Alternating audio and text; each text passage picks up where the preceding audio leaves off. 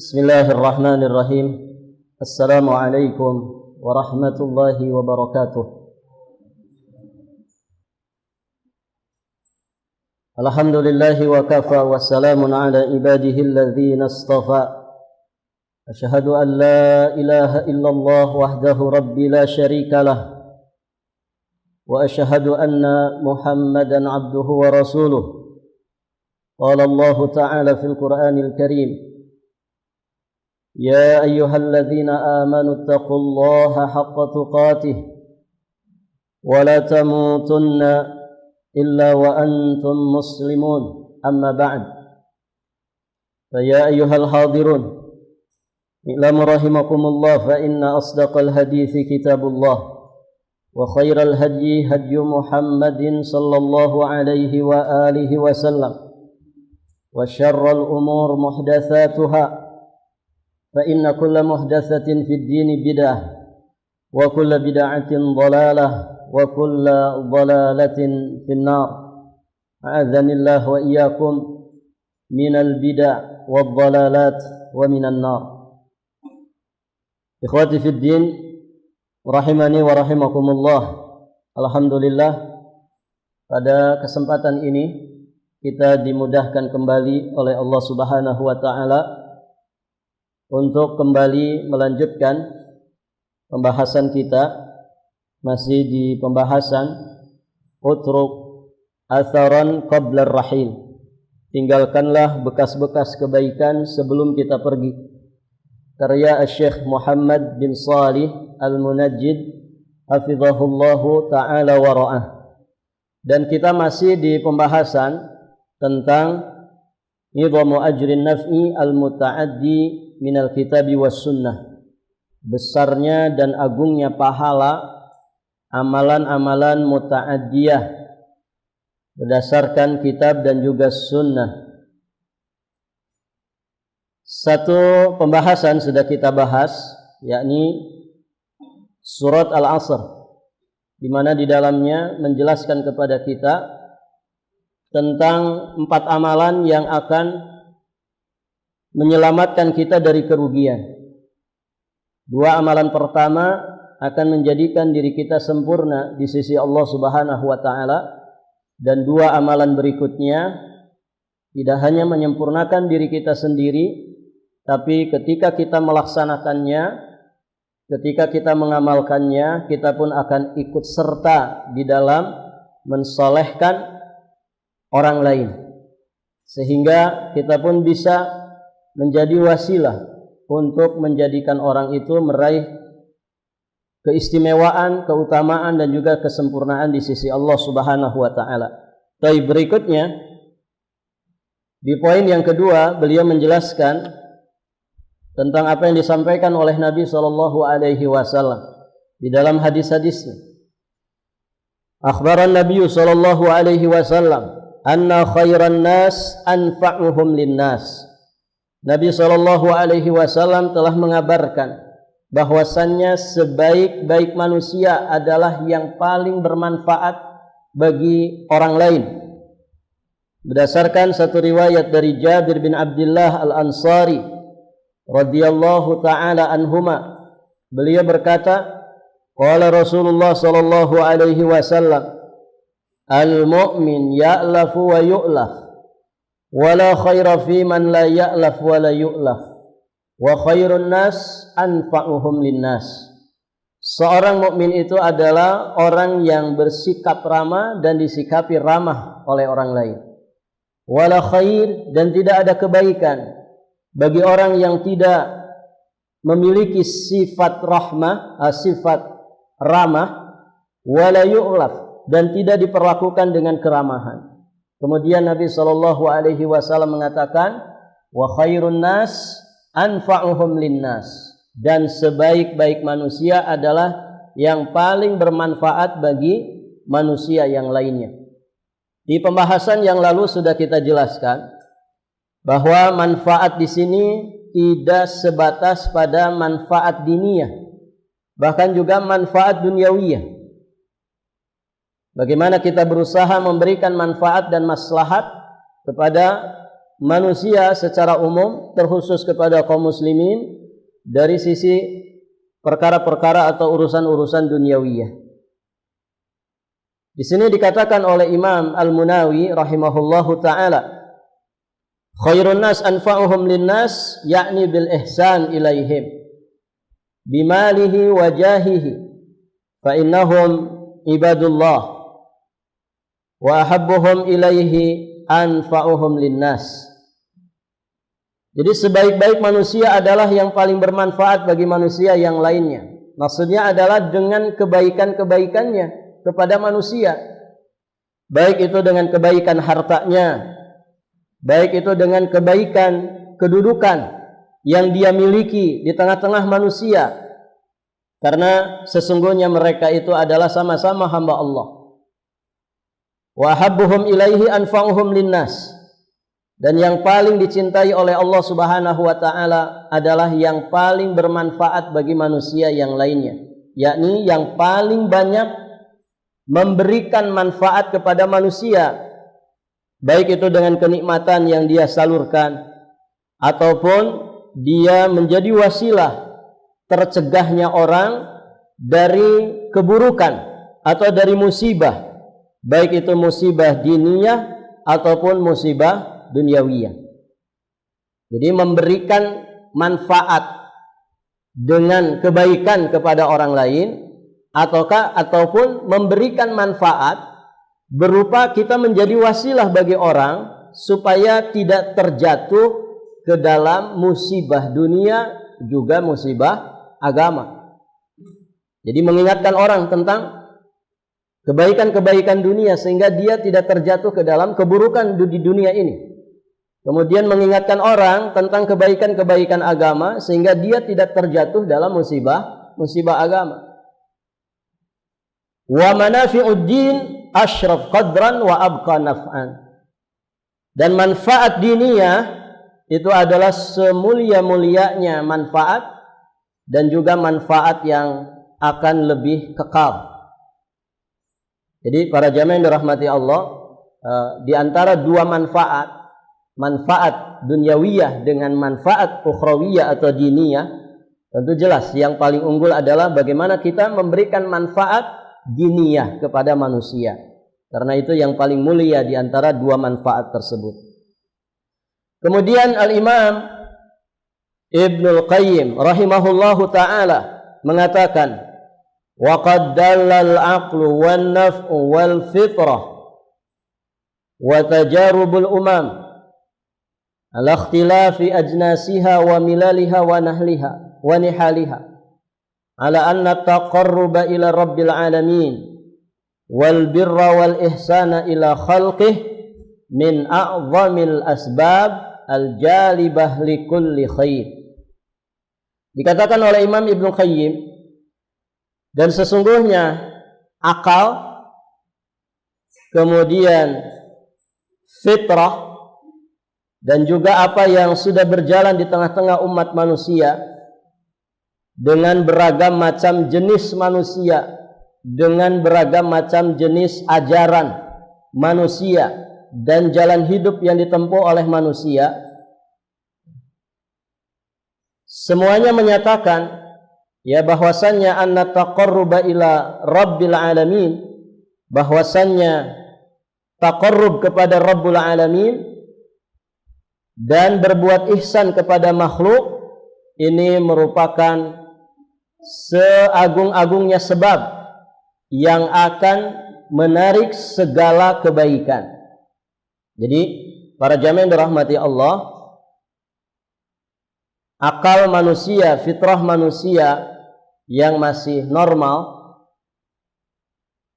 dari beragam manusia dengan beragam ajaran yang mereka miliki, semua sepakat ya bahwa memberikan manfaat kepada orang lain ini sebesar-besar sebab ya untuk bisa mendapatkan kebaikan-kebaikan yang sangat banyak. Dan sebaliknya,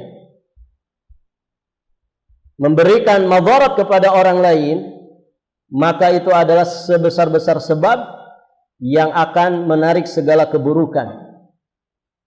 Dan demikianlah para jamaah yang dirahmati Allah Subhanahu wa taala. Jadi berbuat ihsan kepada makhluk, ya setelah berbuat ihsan kepada Allah Subhanahu wa taala, ini sebesar-besar manfaat yang bisa kita dapatkan dunia dan juga akhirat kita. Berikutnya di poin yang ketiga dinukilkan satu riwayat dari Abdullah bin Umar radhiyallahu taala anhuma, anna Nabiy sallallahu alaihi wasallam qala ahabbun nas ilallahi anfa'uhum linnas. Manusia yang paling dicintai Allah Subhanahu wa taala adalah yang paling banyak memberikan manfaat kepada manusia yang lainnya. Wa ahabbul a'mal ilallahi sururun tudkhiluhu ala muslim. Dan amalan yang paling dicintai Allah Subhanahu wa taala adalah kebahagiaan, kegembiraan yang dimasukkan ke dalam hati seorang muslim. Jadi membahagiakan, menggembirakan hati saudara kita sesama muslim, ini termasuk amal yang sangat dicintai. Demikian pula takshif anhu kurbah, membantu kesusahan dari orang lain, taqdi anhu dainan, atau kita melunasi hutang orang lain. Ini para jamaah yang dirahmati Allah. Jadi membantu kesusahan orang, kemudian melunasi hutang-hutangnya. Jika di antara antum ada yang dianugerahi kelapangan rezeki, coba praktekkan ini ya, poin-poin di hadis ini. Gembirakan hati saudara kita sesama muslim dengan membantu kesusahannya.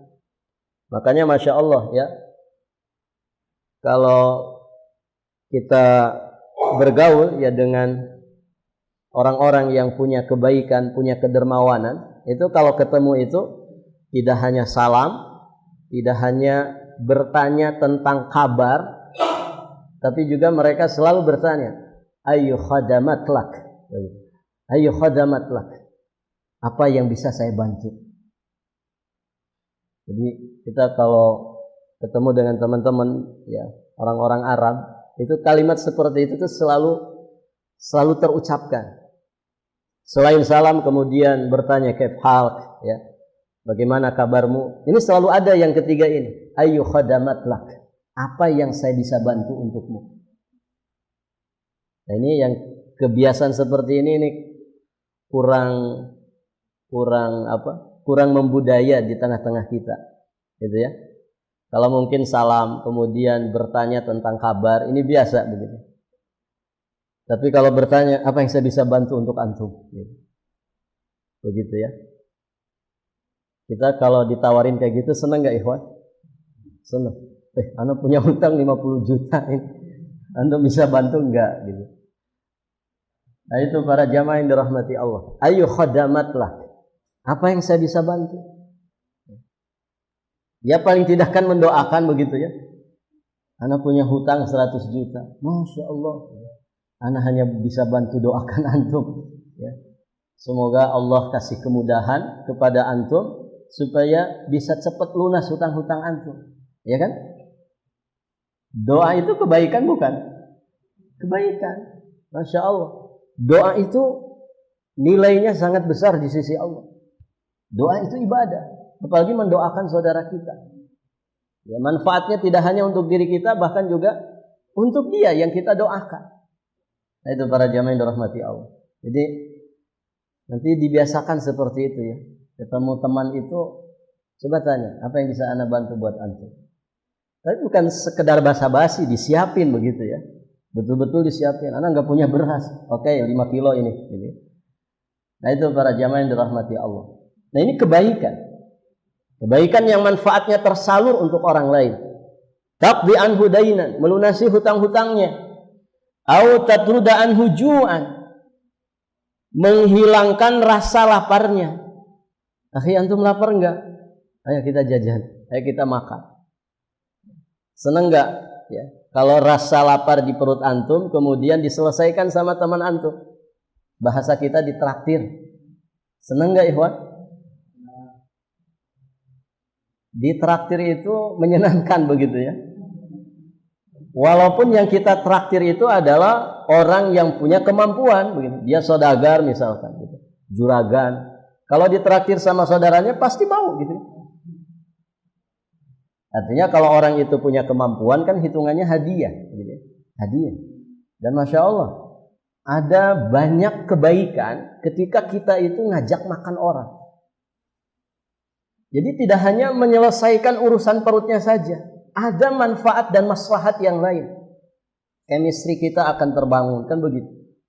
Kemudian ada keakraban di situ. Ya, yang tadinya mungkin rada renggang, ya, jadi dekat. Kemudian tadinya mungkin ada sekat-sekat ketika diajak makan bareng. Nah ini masya Allah, ada kesan pesan tersendiri di situ. Dan banyak permasalahan di antara dua pihak itu ternyata bisa selesai dengan apa? Dengan diundang makan. Makanya dalam Islam, it'amut ta'am, memberi makan kepada orang, terkhusus kepada fuqara dan masakin, ini amalan yang sangat-sangat utama sekali. Gitu ya? It'amut ta'am.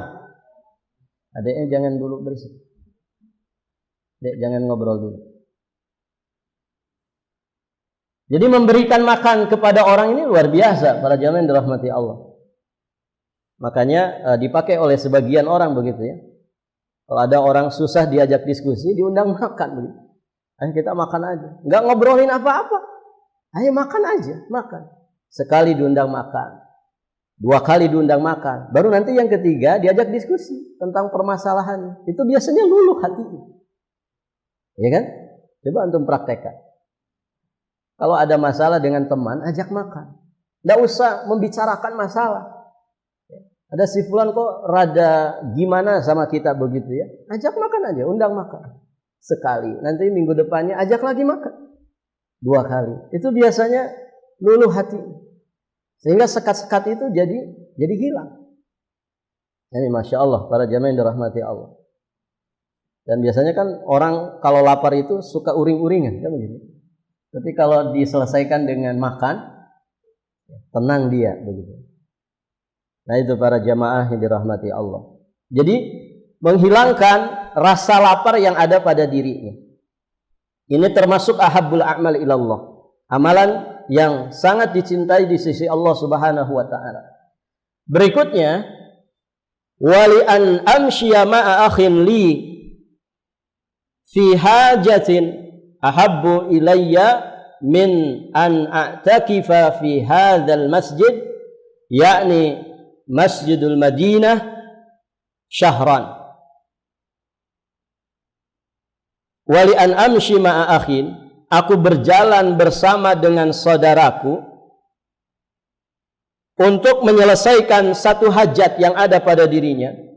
Itu lebih aku sukai, kata Nabi, daripada beriktikaf di masjid ini.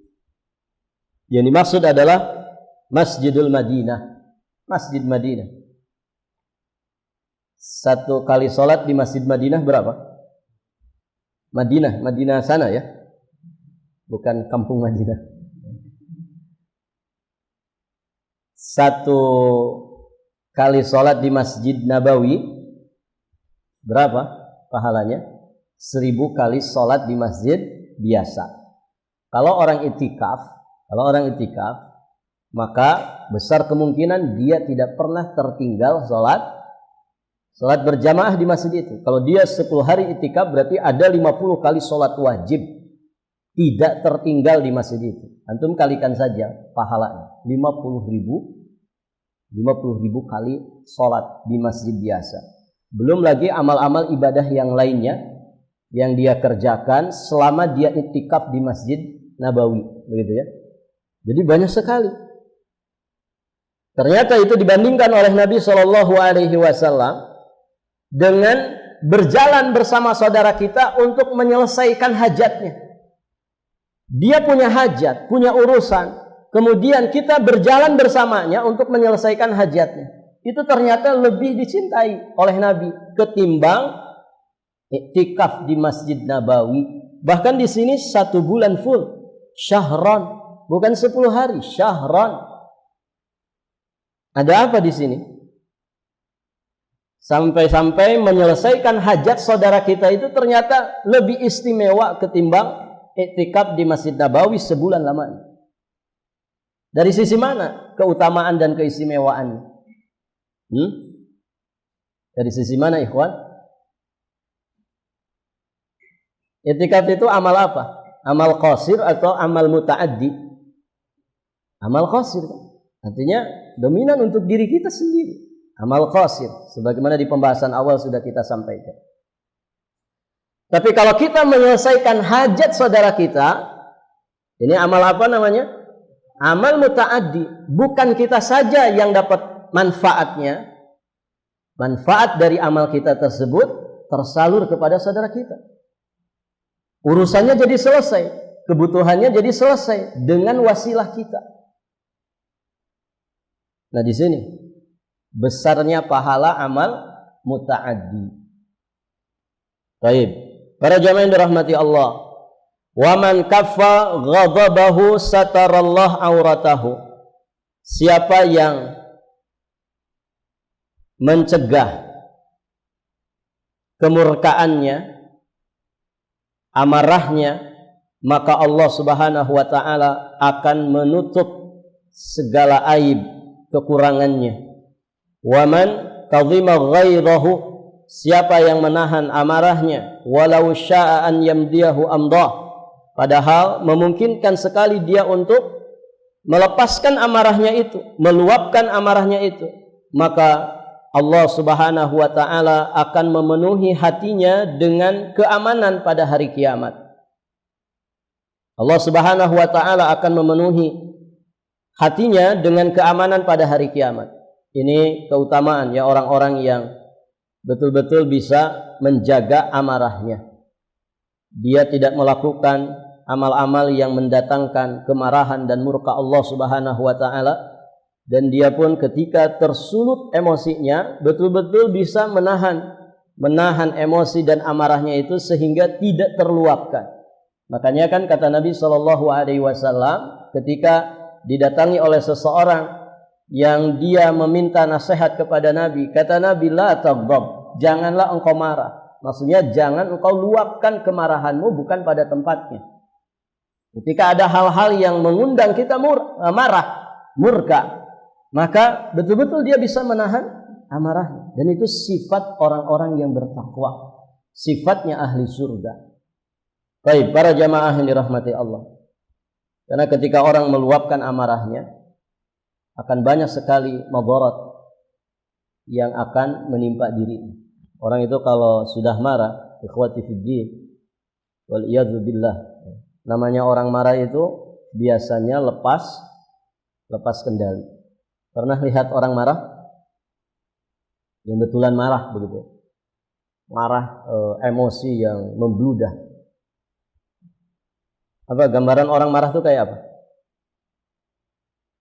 Marrat ainah. Apa ini? Matanya itu memerah. Wajahnya memerah. Kemudian urat-urat lehernya menegang. Matanya belotot begitu ya. Makanya kata para ulama, marah itu adalah bara api yang dilemparkan setan ke dalam hati manusia. Yagli qalbuh, mendidih. Mendidih apanya? Mendidih hatinya. Orang kalau marah itu kan panas ya, dadanya panas. Efek dari rasa panas di dada itu kemana? Kalau sesuatu itu panas kemana? Nguap kan? Nguap ke atas. Maka tegang urat lehernya. Kemudian memerah wajahnya. Matanya, ya kata orang, hampir keluar.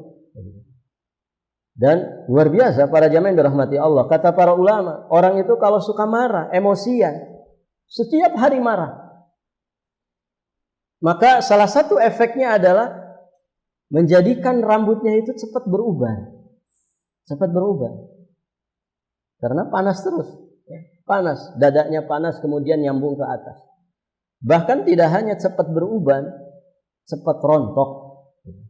Jadi mohon maaf ya, kalau ada orang belum usianya keluar uban, tapi kok sudah ada ubanan. Berapa keluar uban itu keluar di usia berapa? Hah? Ada yang sudah ubanan di sini? Abu Umam sudah beruban belum? Iya, uban itu biasanya akan keluar di usia tua. Usia tua itu kata Imam Ibnu Qayyim antara 40 sampai 60. Itu masa tua tuh. Itu diantara cirinya warna rambut kita berubah. Tadinya satu warna hitam saja, nanti bercampur dengan warna putih. Nah, kalau ada orang sebelum usia 40 tahun kok sudah banyak ubannya. Nah, ini coba dikoreksi. Coba dikaji, dimuhasabahi. Barangkali kita ini punya sifat emosian, temperamen. Satu hari kalau tidak marah itu rasanya gatel begitu. Marahin siapa saja. Marahin istri, marahin anak buah kalau punya anak buah. Senangnya marah-marah saja. Nah, itu efek dari kemarahan. Maka orang-orang yang bisa menahan emosinya, menahan amarahnya sehingga tidak terluapkan, dia betul-betul bisa mengendalikan emosinya, amarahnya. Ini fadilahnya besar dan itu sifatnya orang-orang bertakwa. Baik, para jamaah yang dirahmati Allah.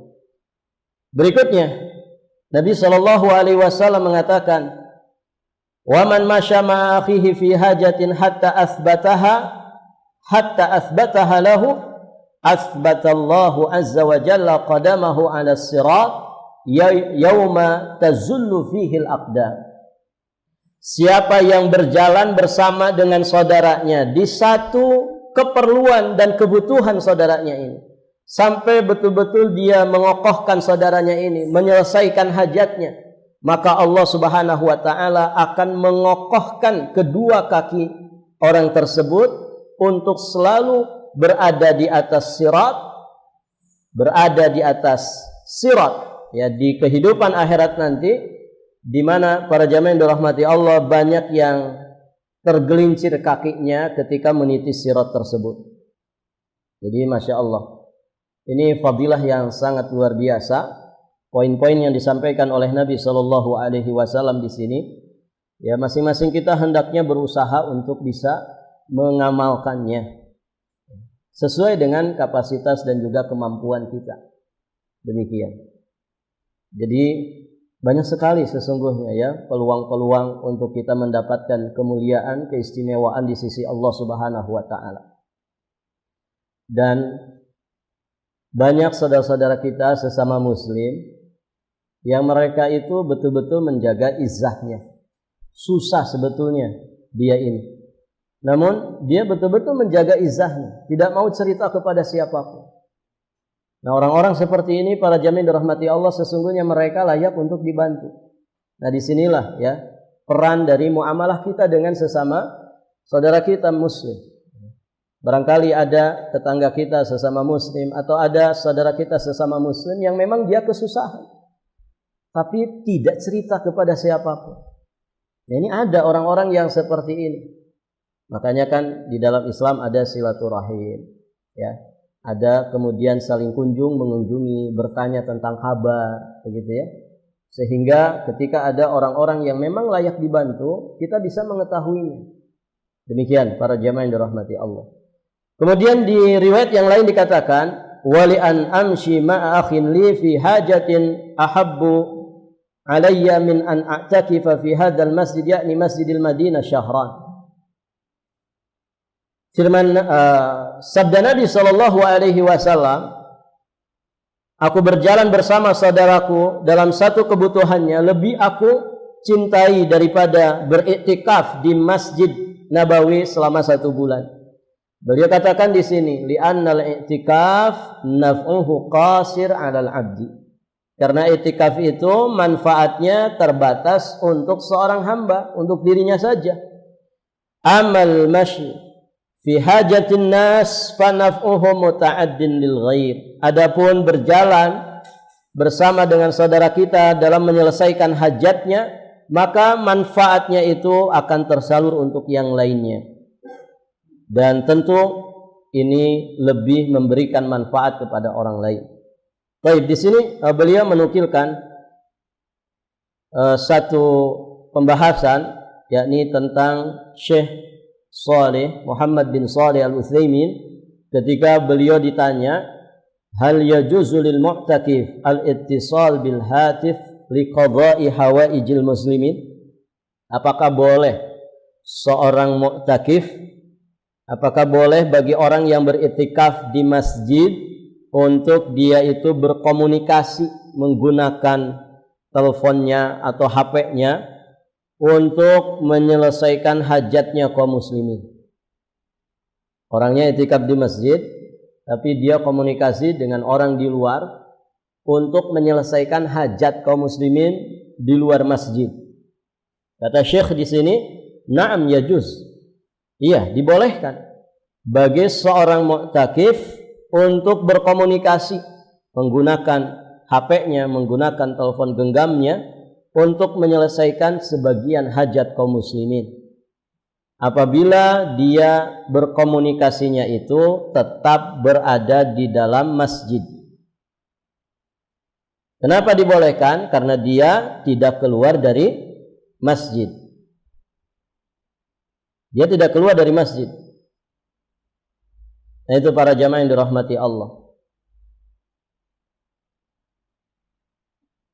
Amma idza kana kharijal masjid fala yakhruj lidzalika wa qada'u hawaijul muslimin idza kana hadzal rajul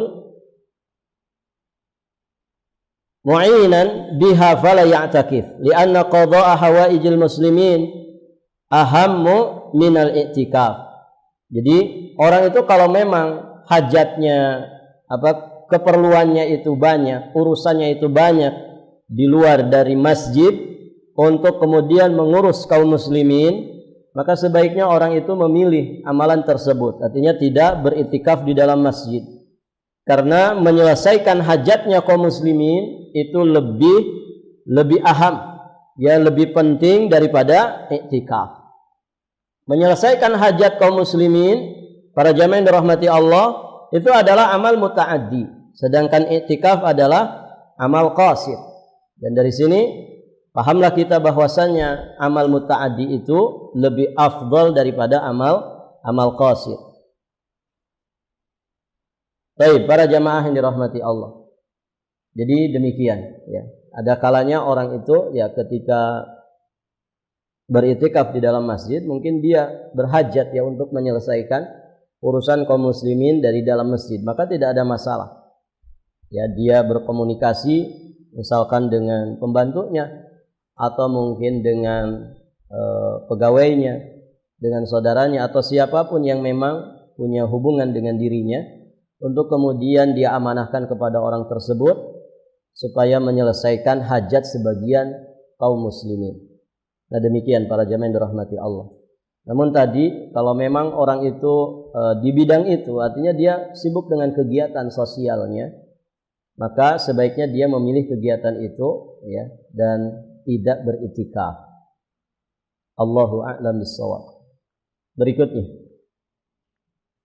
riwayat dari Jabir bin Abdullah radhiyallahu taala anhuma, beliau berkata, qala an-nabiy sallallahu alaihi wasallam, la yagrisul muslim gharsan fayakulu minhu insanun wala dabatun wala tayrun illa kana lahu sadaqah ila yaumil qiyamah. Bersabda Nabi sallallahu alaihi wasallam, tidaklah seorang muslim menanam satu tanaman, kemudian tanaman itu dimakan oleh manusia, dimakan oleh binatang, dimakan oleh burung, melainkan baginya seperti nilai sedekah. Sampai kapan? Sampai datangnya kiamat nanti. Masya Allah. Para jamaah yang dirahmati Allah, perhatikan di sini. Di sini Nabi SAW kembali menjelaskan tentang amal-amal muta'addiyah. Di antaranya adalah suka menanam tanaman atau pohon-pohon yang bisa dimanfaatkan oleh siapapun dari makhluk Allah Subhanahu wa taala. Di lafaz yang lainnya, ma min muslimin yagrisu gharsan, tidaklah seorang muslim menanam satu tanaman illa kana ma ukila minhu lahu sadaqah, melainkan apa yang dimakan darinya itu nilainya sedekah. Wa ma suriqa minhu lahu sedekah. Bahkan yang dicuri dari tanamannya itu juga baginya bernilai sedekah. Wa ma akala sabu minhu fahuwa lahu sedekah. Dan apa yang dimakan oleh binatang, apa yang dimakan oleh binatang dari tanaman yang dia tanam, baginya juga bernilai sedekah. Wa ma akalatit tayr fahuwa lahu sedekah. Dan apa yang dimakan oleh burung baginya juga adalah sedekah. Wa la yazra'uhu ahadun illa kana lahu sedekah. Dan apa yang dikurangi oleh manusia, diambil oleh manusia darinya, juga menjadi pahala sedekah bagi yang menanamnya. Masya Allah. Para jamaah yang dirahmati Allah Subhanahu wa ta'ala. Jadi peluang mendapatkan pahala yang akan mengalir ini banyak sekali. Di antaranya adalah senang menanam tanaman yang bisa dimanfaatkan oleh makhluk Allah Subhanahu wa ta'ala. Di dalam riwayat Abi Darda radhiyallahu ta'ala anhu, anna rajulan marra bihi wa huwa yagrisu gharsan bi Dimashq. Bahwasannya ada seseorang yang lewat, anna rajulan marra bihi wa huwa yagrisu gharsan bi Dimashq. Ada seorang di Damaskus menanam satu tanaman.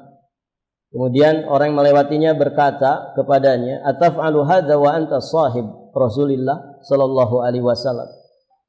Apakah engkau melakukan itu? Jadi kalau bahasa kita, kok menanam ya? Padahal engkau itu adalah sahabat Nabi sallallahu alaihi wasallam. Jadi ada sahabat Nabi di Damaskus, ya, senang menanam, begitu. Senang menanam pohon. Kemudian ada seseorang melewatinya, bertanya, engkau melakukan ini padahal engkau adalah sahabat Nabi.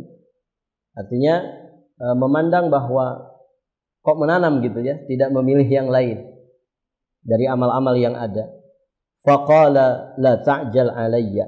Maka beliau berkata, janganlah engkau tergesa-gesa di dalam menilaiku. Kemudian beliau menukilkan sabda Nabi sallallahu alaihi wasallam. Sami'tu Rasulullah sallallahu alaihi wasallam yaqul. Aku mendengar Nabi sallallahu alaihi wasallam bersabda, man gharasa gharsan lam ya'kul minhu adamiyun wala khalqun min khalqillah azza wa jalla illa kana lahu sadaqah. Barang siapa yang menanam satu tanaman, tidaklah makan darinya seorang manusia ataupun satu makhluk dari makhluk Allah Subhanahu wa ta'ala, melainkan bagi orang yang menanamnya itu seperti nilai sedekah. Imam An-Nawawi rahimahullahu ta'ala mengatakan, fi hadhil ahadits fadilatul ghars. Di dalam hadis-hadis ini, di dalam riwayat-riwayat ini terkandung fadilah menanam tanaman atau menanam pohon. Wa anna ajra fa'ili dzalika, dan bahwasannya pahala bagi orang yang melakukan hal tersebut mustamir, akan terus mengalir berkelanjutan, madamal gharsu wazzar'u, selama tanaman atau pohon yang dia tanam tersebut masih ada. Wa ma tuladu minhu ila yaumil qiyamah, dan tanaman itu ketika terus tumbuh berkembang sampai datangnya kiamat, maka selama itu pula pahalanya terus mengalir. Wa fi hadhil ahadits aidan annal insan yuthabu ala ma suriqa min malihi au utlifathu dabbah au tayr wa nahwihima.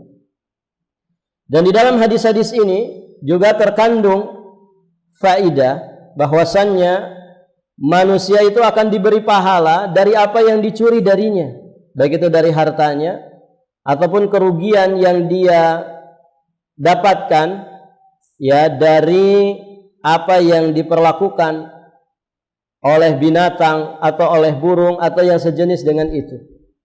Para jamaah yang dirahmati Allah, kadang orang itu gagal panen gara-gara hama.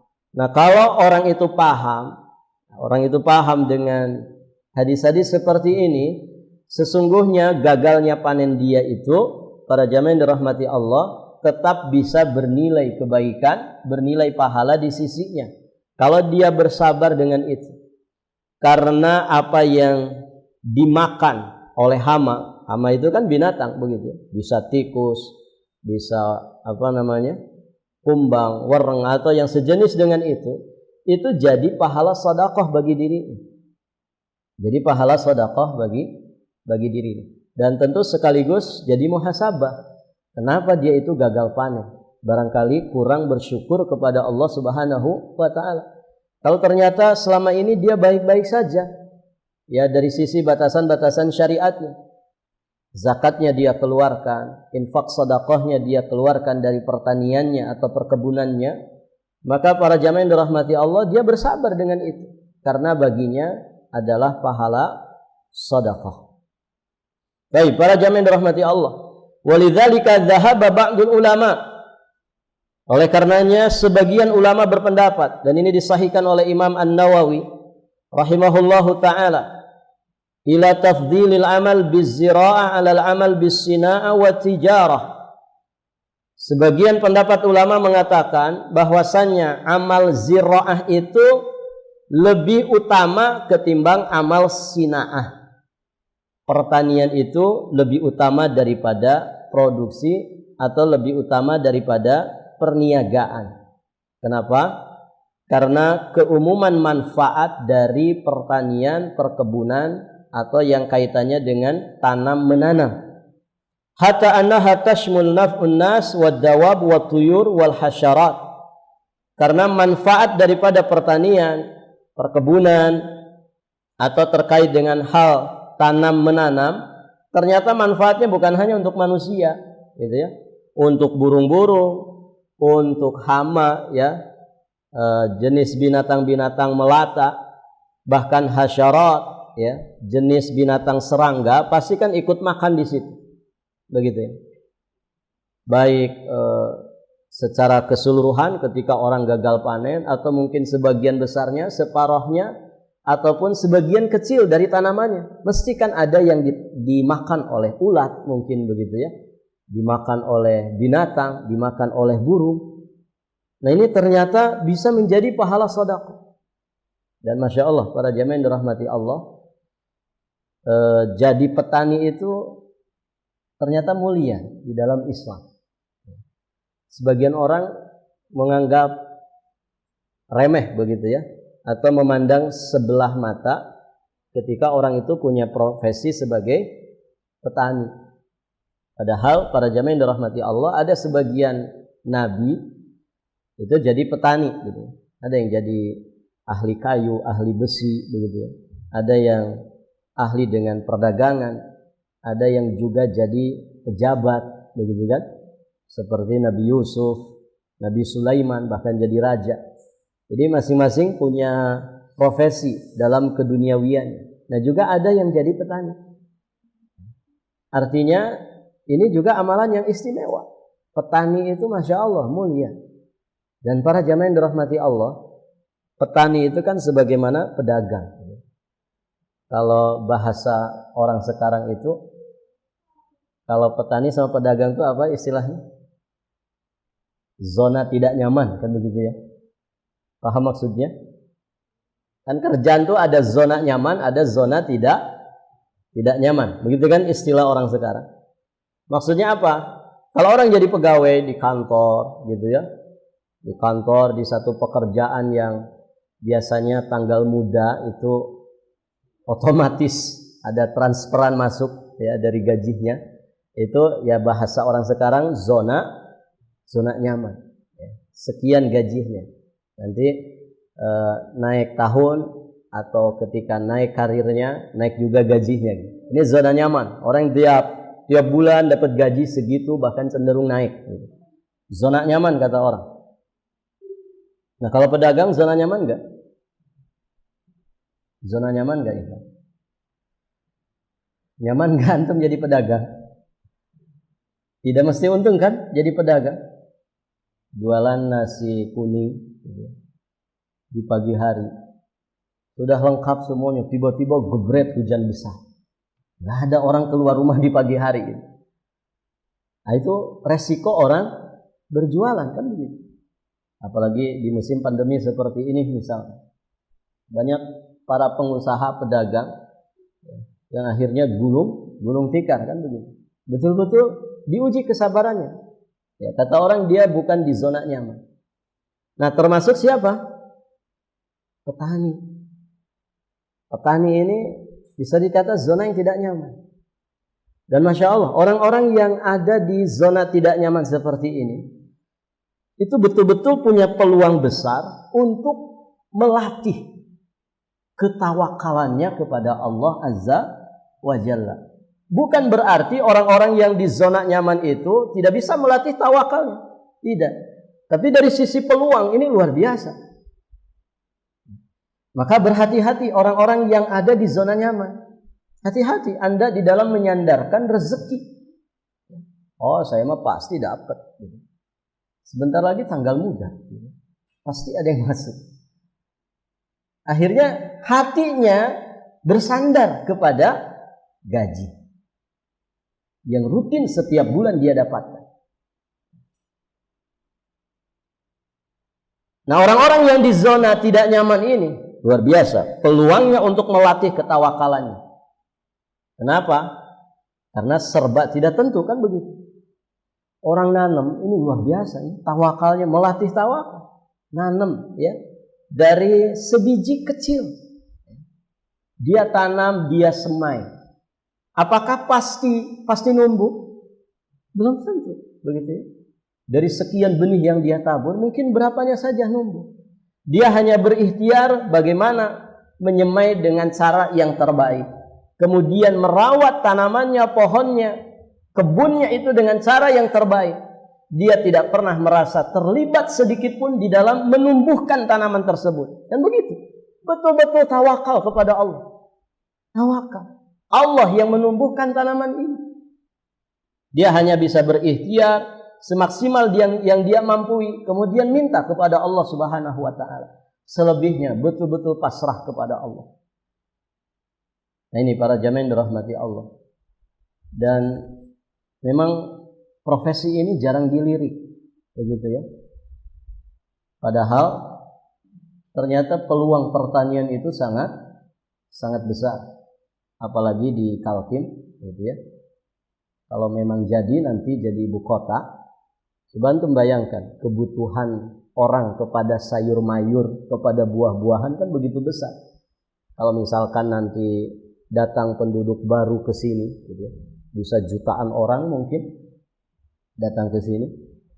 Tentu kebutuhan juga kan akan semakin meningkat. Ada teman kita, saudara kita, hafizahumullahu ta'ala, mereka sedang fokus di bidang ini. Jadi mereka nanam selada itu. Luar biasa, permintaan membludak. Cuman satu jenis ini, selada, sayur itu yang biasa dibuat lalapan. Ternyata permintaannya membludak dan sering tidak terpenuhi. Itu baru wilayah Balikpapan saja. Nah, maka Masya Allah kalau kita melirik satu perkara ini bisa menjadi peluang bagi kita untuk dunia kita, ya, bahkan lebih dari itu untuk kebaikan akhirat kita. Dan para jamaah yang dirahmati Allah Subhanahu wa taala, ya, semoga di antara kita ada yang memang benar-benar fokus ke arah sini. Dan ternyata peluangnya juga sangat besar. Ya, terlebih dari sisi keistimewaan juga disebutkan di dalam syariat kita. Sebagian ulama memandang itu lebih istimewa daripada sina'ah. Sina'ah itu memproduksi sesuatu. Atau bahkan dari tijarah. Ya, tijarah itu perniagaan, perdagangan. Ternyata pertanian menjadi petani itu di satu sisi dari sebagian pendapat ulama itu lebih istimewa. Demikian. Allahu a'lam bis-shawab. Baik, sampai di sini pembahasan kita karena sudah azan. Kita lanjutkan di kesempatan berikutnya. Dan afwan tidak ada sesi tanya jawab dulu. Kita tutup dengan doa kafaratul majlis. Subhanakallahumma wa bihamdik asyhadu an la ilaha illa anta astaghfiruka wa atubu ilaik. Hadanallah wa iyyakum ajma'in. Wallahul muwaffiq ila aqwamit thoriq. Al-'afwu minkum. Assalamualaikum warahmatullahi wabarakatuh.